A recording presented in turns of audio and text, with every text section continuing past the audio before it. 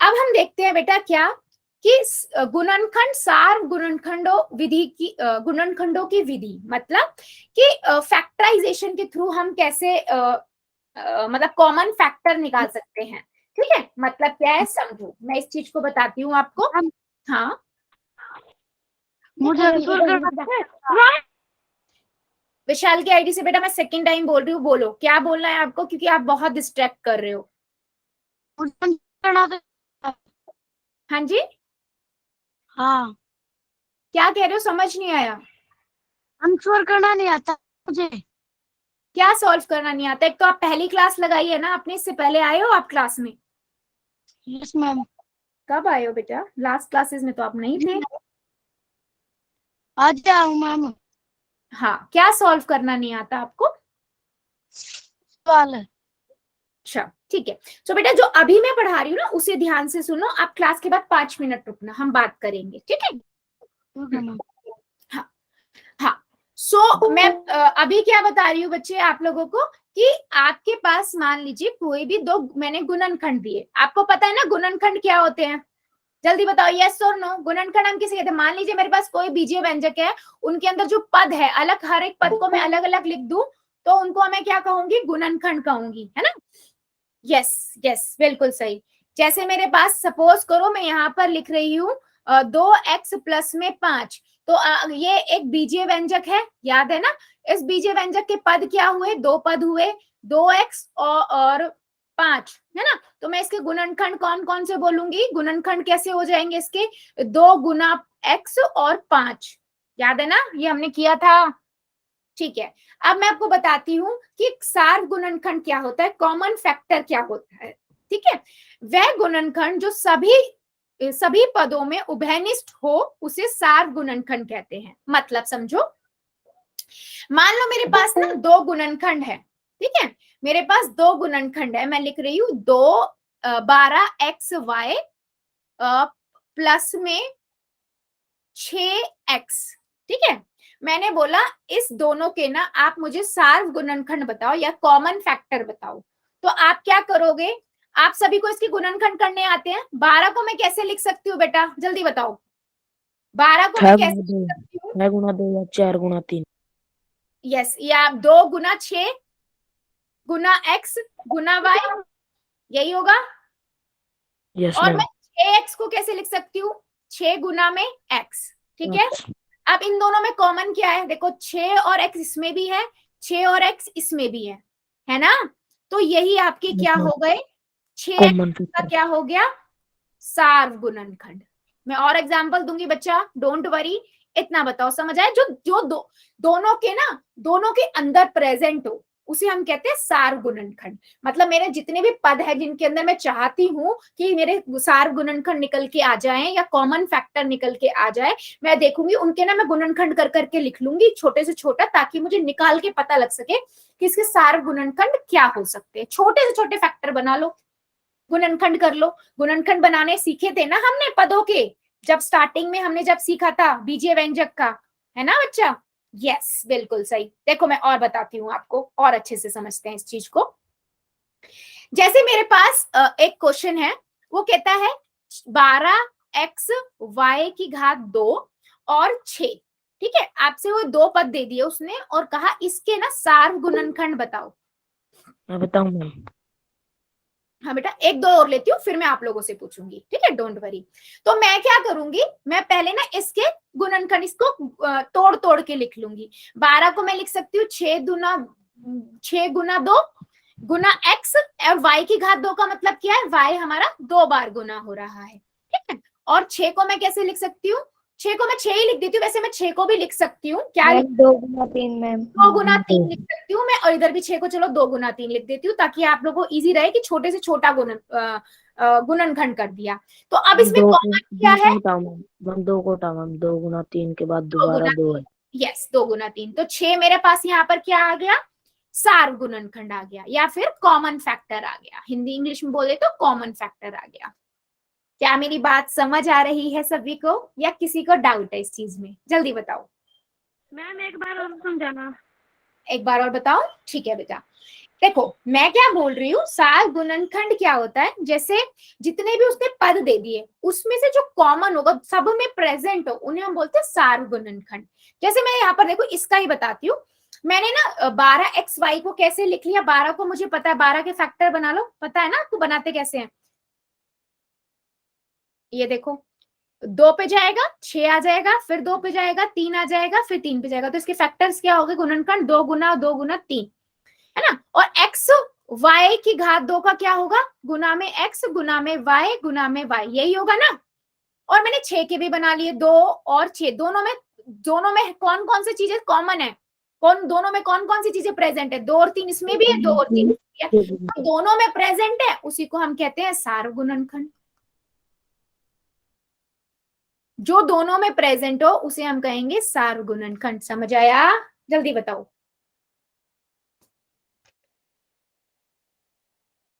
बताइए बेटा।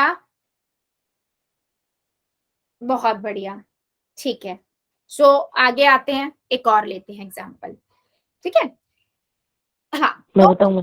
हाँ बिल्कुल लेंगे बेटा, आप लोग आपसे ही लूंगी मैं, आप लोगों से। चलो मैं एक और लिखती हूँ, फिर मैं एक थोड़ा और लूंगी।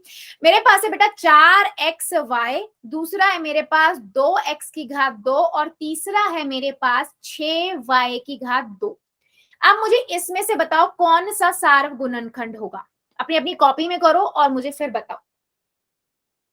सार गुणनखंड बताना है जो तीनों में होना चाहिए।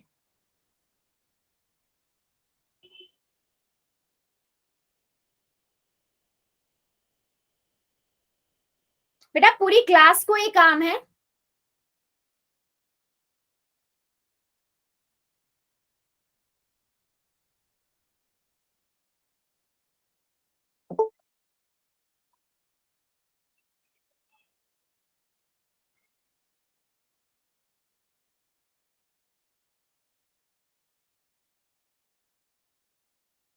ठीक है, यस बच्चे बिल्कुल सही है, यस।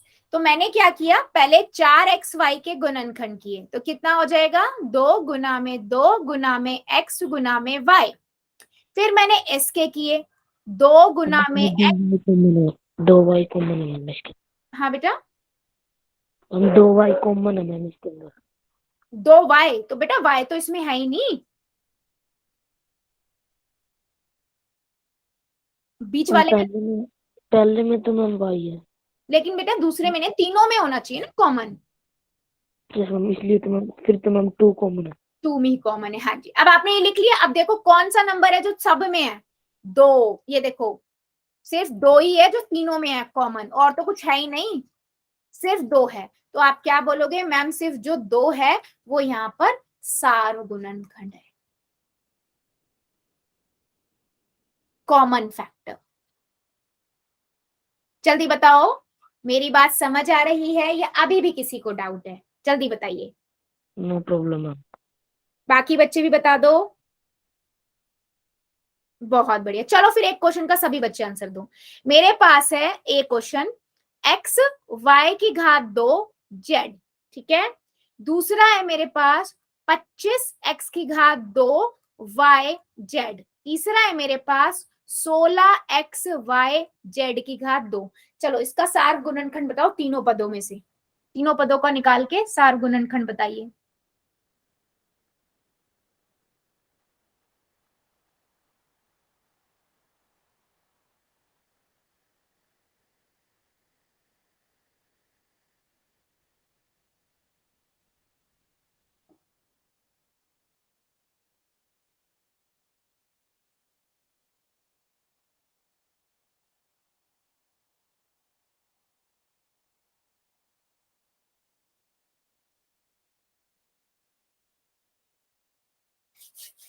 चलिए सबका आंसर आना चाहिए, नोटबुक दिखा दो, क्योंकि मुझे पता है चैट में लिखना थोड़ा मुश्किल हो जाएगा बच्चा, तो आप नोटबुक दिखा दो, कोई दिक्कत नहीं है।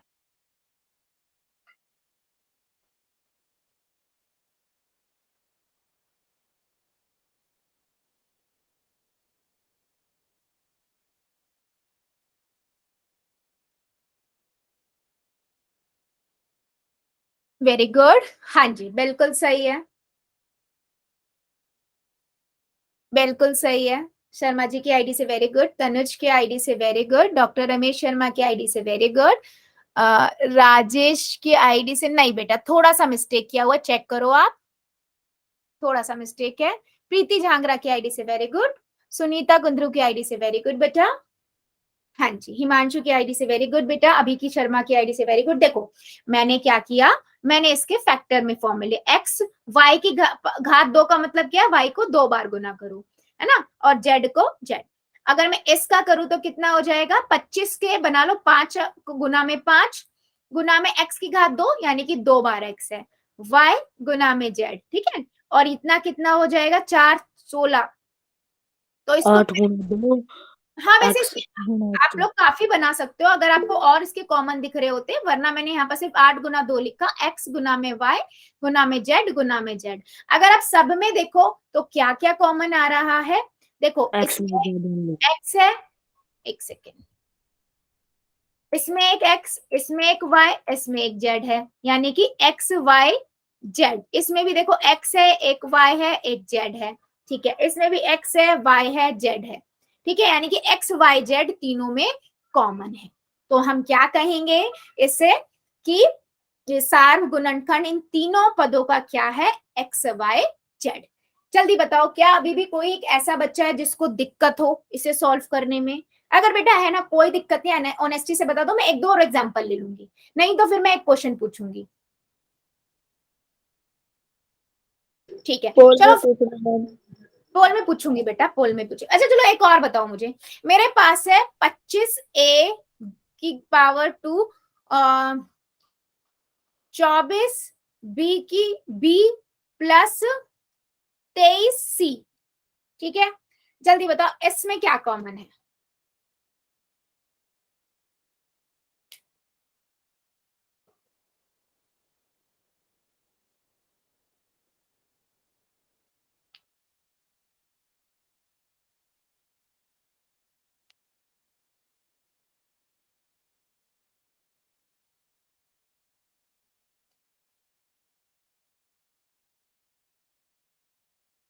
इन तीनों में क्या कॉमन है? आप इसे कैसे लिखोगे? नरेश की आईडी से बेटा क्यों बाय, अभी क्लास है ना यार, मैं सबको बोल रही हूँ, ये जो बच्चे जितने भी बच्चे ये काम कर रहे हैं मैं सबके नाम नोट कर रही हूँ। आप इसको कैसे लिख सकते हो, 25 गुना में a गुना में a, है ना, और इधर क्या लिखोगे 24 गुना में b, इधर क्या लिखोगे आप 23 गुना में c। क्या इनमें कुछ कॉमन नजर आ रहा है बेटा? क्या इनमें कुछ कॉमन है? नहीं है इसमें कुछ भी कॉमन। तो आपको पता है ना, किसी के भी फैक्टर या गुणनखंड बनाने में जिसमें कुछ भी कॉमन नहीं होता, एक एक तो सब में होता ही है, एक के पहाड़े तो सभी जाते हैं, है ना। तो आप क्या बताओगे मैम, इसका सार्व गुणनखंड क्या है? एक है, ठीक है, किसका सार्व गुणनखंड क्या है? एक है। वेरी गुड, बहुत बढ़िया, कुछ बच्चों ने बिल्कुल सही किया है, हाँ जी। तो बेटा ये चीज याद रखना, जिसके आपको कोई भी गुणनखंड कॉमन नहीं नजर आ रहे हैं उसका एक तो होगा ही होगा, क्योंकि एक तो सबसे गुना हो जाता है ना, ठीक है। तो आंसर क्या हुआ? एक हुआ, ठीक है। यस यस, तनुज की आईडी से वेरी गुड, राजेश कुमार की आईडी से बेटा एक आएगा, क्या लिखा हुआ है आपने, एक ही लिखा है क्या? एक ही है मैम। हाँ जी, good good. Doctor Ramesh Sharma की आईडी से वेरी गुड बेटा, हाँ जी। चलो अब मैं एक क्वेश्चन पूछ लूं, यस मैम। चलो फिर दीजिए जरा एक क्वेश्चन का आंसर। क्वेश्चन है बेटा आपके पास ये, आपको बताना है 2x 3x की घात 2 और 4, ठीक है, इसके सार गुणनखंड बताने हैं। इन तीनों पदों में से कौन सा इनके सार गुणनखंड क्या है, यानी कॉमन फैक्टर इन तीनों के क्या है, ये आपको बताना है।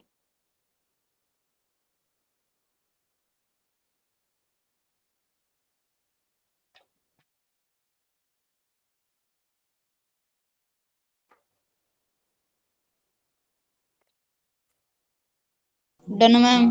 Very good, done ma'am. Very good, done ma'am. Done ma'am. Very good. आपके गुणनखंड कर लो और उसके बाद देखो कि कौन सा कॉमन है या सार गुणनखंड है, ध्यान से करो। वेरी गुड बेटा, done ma'am. Very good, Done ma'am. Very good.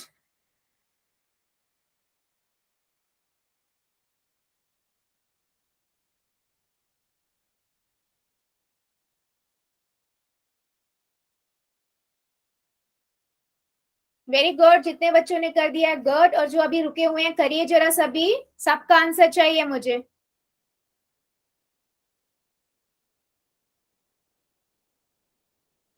दो एक्स, 3x की घात 2 और 4, इनके सार गुणनखंड क्या होंगे? चलो 5 सेकेंड और दे रही हूं, जो बच्चा बचा हुआ जल्दी से कर देगा। 5 4 3 2 1 0। पोल को करते हैं बंद, चैट को करते हैं ऑन। देखो सिंपल सा है, आप क्या करो, 2 के आप इसके x क्या हो जाएंगे, 2x हो जाएगा। इसका क्या हो जाएगा, 3 गुना में x गुना में x। 4 के क्या हो जाएंगे, 2 गुना में 2, है ना। क्या इनमें कुछ भी कॉमन आ रहा है, तीनों में एक जैसा है, कुछ नहीं है। तो इसका मतलब क्या हुआ, एक तो सबसे गुना होता ना, आपको पता ही है, एक तो सबका होता ही है फैक्टर। तो ऑप्शन नंबर ए बिल्कुल करेक्ट है। शर्मा जी की आईडी से वेरी गुड बेटा। तो ऑप्शन नंबर जितने भी एक लगाया है बिल्कुल करेक्ट है।